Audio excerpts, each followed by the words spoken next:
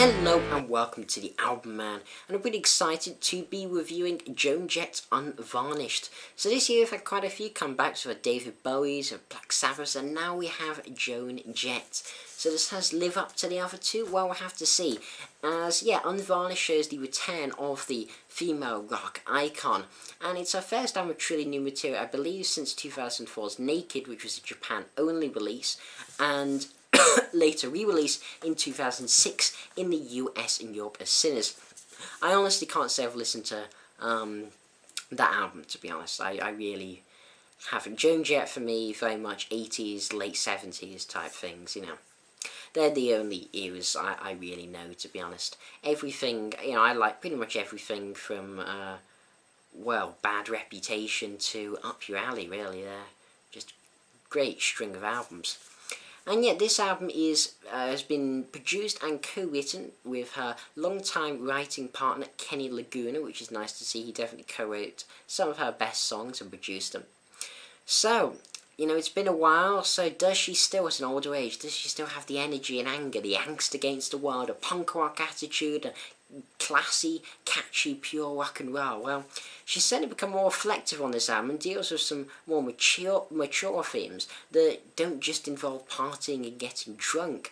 But does this type of approach really suit Joan? Well, there's only one way to find out. So, as usual, track list in the description below if you want a visual look at it. So we're going to start with Any Weather, the 606 version. Now, I don't know what 606 version means either, but this track does enlist the help of one of modern rock's favourite personalities, Mr. Dave Grohl, who needs no introduction, of course.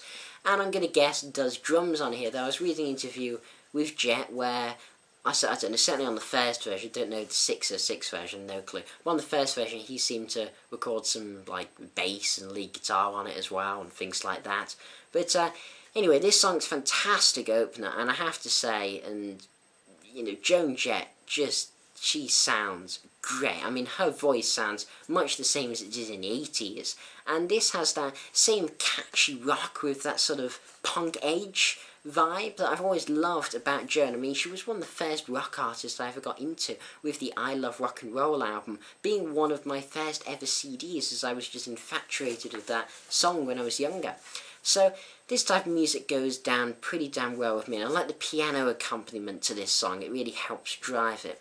Now, TMI, I mean, if you told me this had been a hit single for her in, like, I don't know, 1982, then I would have believed you and not questioned it in the slightest, due to the very big, very 80s chorus that you just don't get anymore. It's very simplistic, consisting of just TMI, TMI, too much info, TMI, and some could say, well, it's a little too simple, we've gone beyond that maybe in rock, but I don't care. An artist, I like an artist not being afraid to just strip down to the bare roots, and this is helped on just great guitar, solid drum beat, no fancy frills or edges. This is just the heart of rock and roll, really.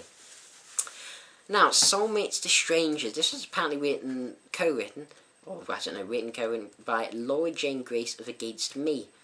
Whoever they are, I don't know, I've honestly never heard of them. Apparently Joan Jett met them on the Warped Tour, which I can't say is a tour festival thing that I really like much from, usually. And still, this is a decent song. It's nothing amazing, I don't really know, but there's something just a little off about it. I don't really know. The riff isn't quite as strong as others on this album. I mean, this has some nice parts, particularly some of the vocals, but it's not the best. It's not the best.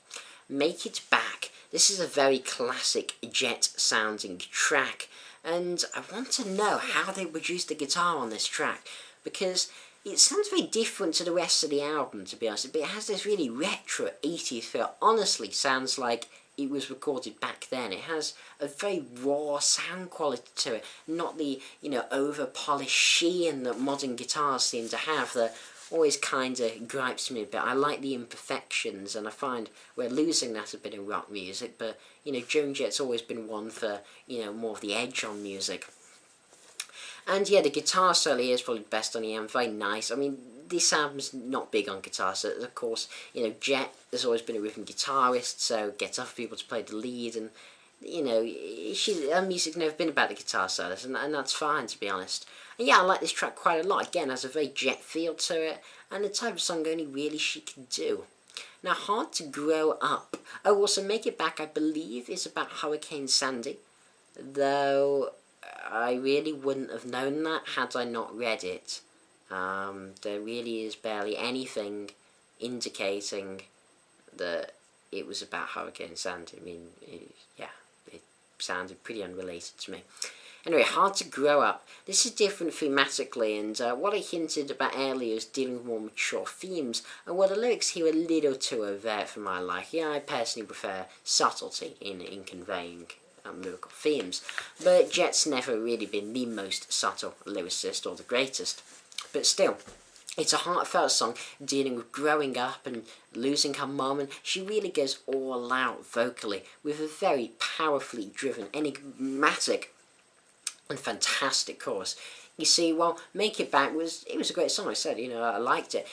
This is something else. This just had an electrified, almost live feel to it, and that electrified feeling is what Joan's always been best at. She's always, though I've never seen her live, she's always struck me as one of those artists definitely better live than in the studios. In the studio, she always felt just that tad bit more restrained, but I feel she'd really let go live. And yeah, I'd say this song's probably the best on the album, to be honest. It should have been the single, though I can understand Any Weather being the single. That was a good single choice either, but this should be the second. If it hasn't already, I can't say no. Now, Fragile. Well, I wouldn't say there's a bad track on the album. This is a weaker one. It really doesn't do anything to differentiate itself from the other tracks on the album, except for the kind of out-of-place sort of keyboardy part, which it's like, okay, hi keyboard, didn't see you there. Yeah, it's a fun little song, especially when she screams fragile towards the end. Reality Mentality. Mentality, don't know why I said that, has a big guitar riff to it that you can't help but hum along with before she brings in the big simple chorus of, well, reality, mentality, quite simply. Still, there's just something so great about all the tracks on the album. There's something very listenable and enjoyable about about June's music, or Joan even the weaker songs. And this, I wouldn't say this is one of the weakest. I really quite like this song.